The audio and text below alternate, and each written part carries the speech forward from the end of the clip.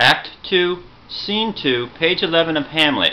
There is nothing good or bad about passing the ball twice in a row inside the 2-yard line unless coaching maketh so. And what I thinketh about last night's game between the Eagles and 49ers was that it was a disgrace and a tragedy of Shakespearean proportions.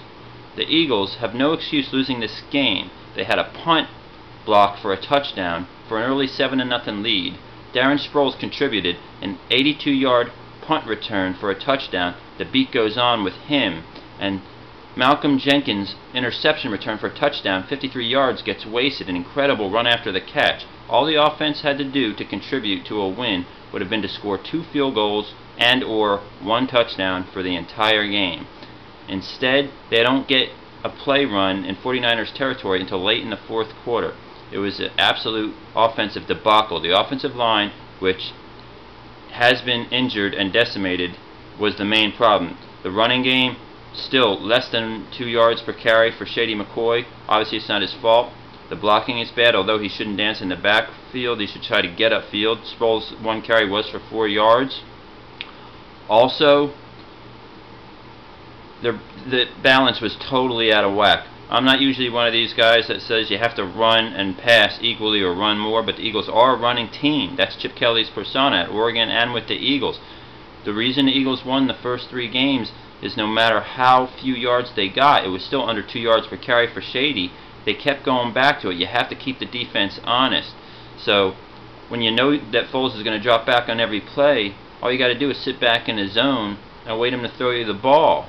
If you can get a pass rush, as Chip Kelly put it, like the 49ers did, without blitzing, it's going to be open season on any quarterback, you know, when he's trying to throw the ball into a zoned up secondary.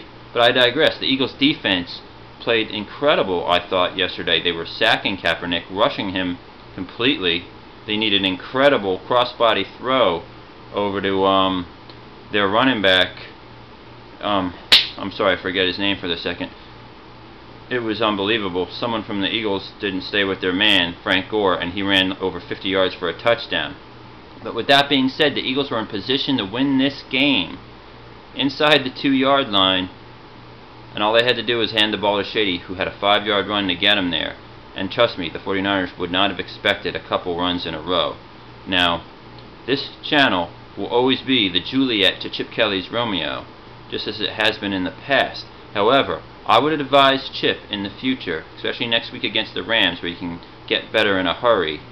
The next time you have the ball inside the 2-yard line with the game on the line, just remember, Chip, it's better to have ran the ball and lost than to have never rushed at all.